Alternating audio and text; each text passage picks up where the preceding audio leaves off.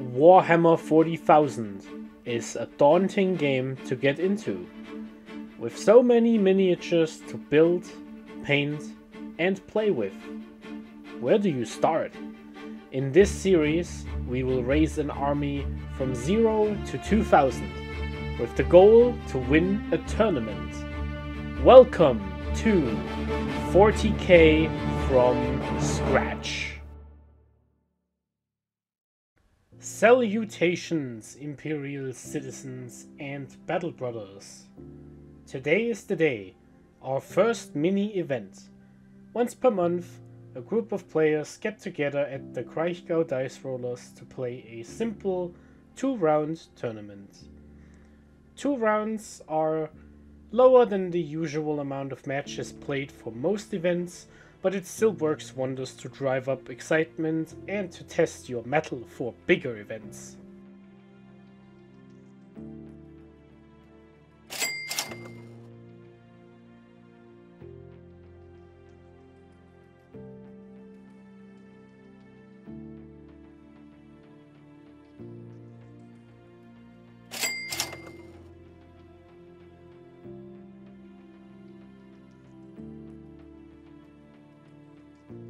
The 4-boss librarian is a stealthy support character.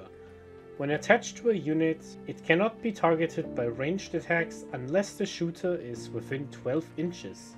Keen-eyed viewers might remember the infiltrator squad from last month and their further than 12-inch away deep strike limit.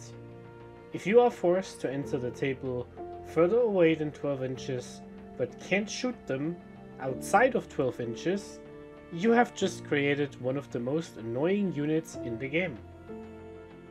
The mighty Redemptor Dreadnought is one of the most durable vehicles in not only the codex but the entire game. Its innate ability to reduce all damage by 1 in combination with its excellent armor saves turns Redemptors into a wall. Offensively, the Redemptor Dreadnought packs a variety of infantry clearing weaponry in addition to a powerful plasma cannon, powerful enough to destroy Terminators in one shot. Unfortunately, the Big Fist isn't as threatening as it looks. Consider it a serviceable backup weapon should the need arise.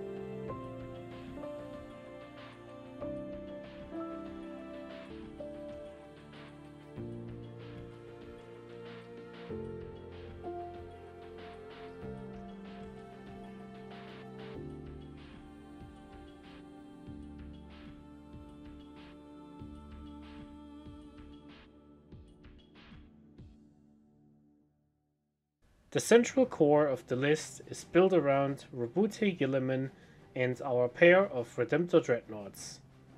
Redemptors are tough, but become even tougher with the Armor of Contempt stratagem. Usually, you would only be able to use one stratagem on one of your walkers, but thanks to Roboute Guilliman, we are able to use Armor of Contempt twice. While the core holds down the center of the table, we want to deploy a strike team. The unit of aggressors with the Apothecary Biologist should do the trick just fine. The Apothecary Biologist gives the unit lethal hits, which means our critical hits can bypass enemy toughness by wounding them automatically. In addition, we are using the Fire Discipline enhancement from the Gladius Strike Force. With this, every critical hit also counts as being a sustained hit.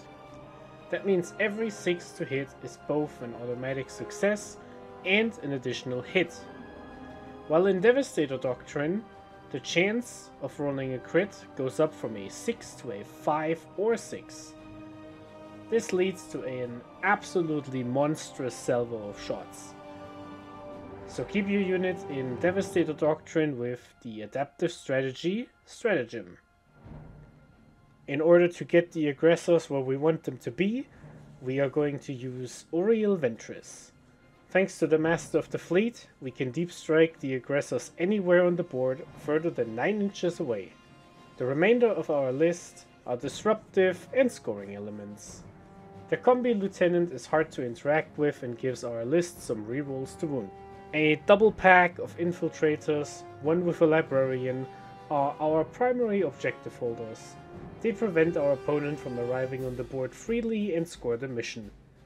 The Terminator unit is included to get a second Deep Strike squad into the list for the purposes of achieving secondary objectives like behind enemy lines or deploy teleport homers.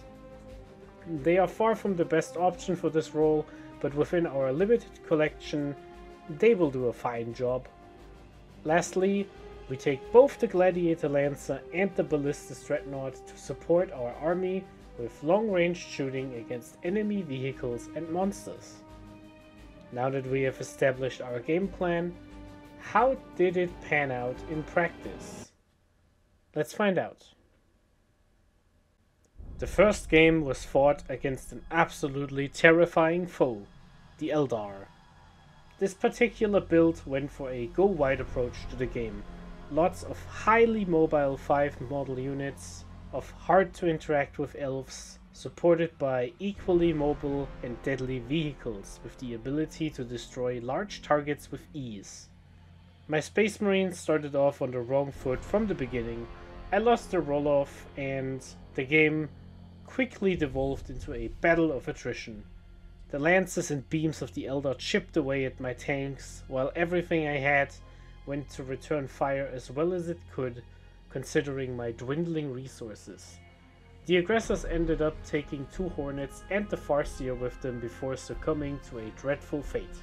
The game ended 98 to 76 in favor of the Eldar.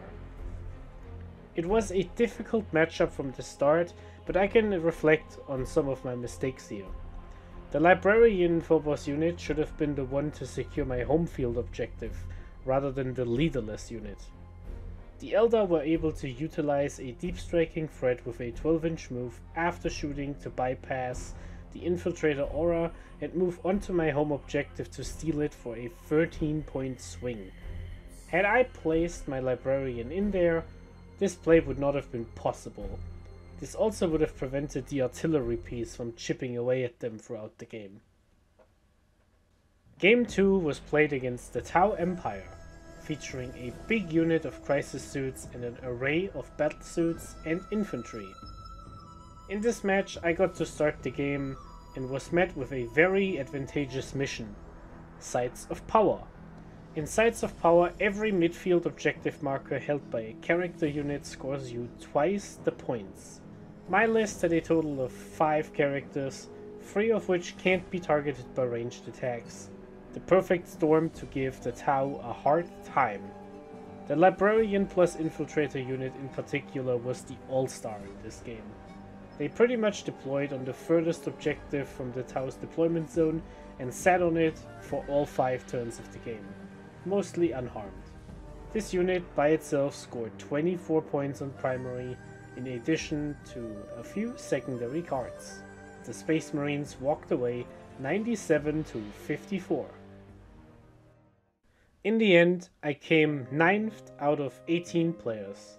It is always difficult to lose the first round because players who won then lost are treated higher than players who lost and then won. Thankfully, I kept the score as close as I could in game 1 and won the second game by a wide margin. What did I think about the list? I genuinely believe the core of this list is powerful enough to be competitive. There are factions capable of dealing with Redemptors out there, but I think they will last long enough to support the army in any game. The Aggressor combo is fantastic. The damage dealer is a must-have in this detachment, and being able to deep strike them anywhere is a powerful interaction unique to Ultramarines. I quite love the Infiltrator plus Librarian unit. While pricey, it offered something truly unique to the army. On the not so grassy side of the list are the lackluster elements. The Terminators were quite bad. I don't know how else to say it. They are overcosted for how little damage they do and can be easily screened. Another candidate for the chopping block is the Ballistus Dreadnought. It didn't really contribute to any game in the ways I hoped, and is overall much worse with the Oaths of Moment change. I am confident we can assemble a winner for the next episodes, the grand finale of Warhammer 40,000 from scratch.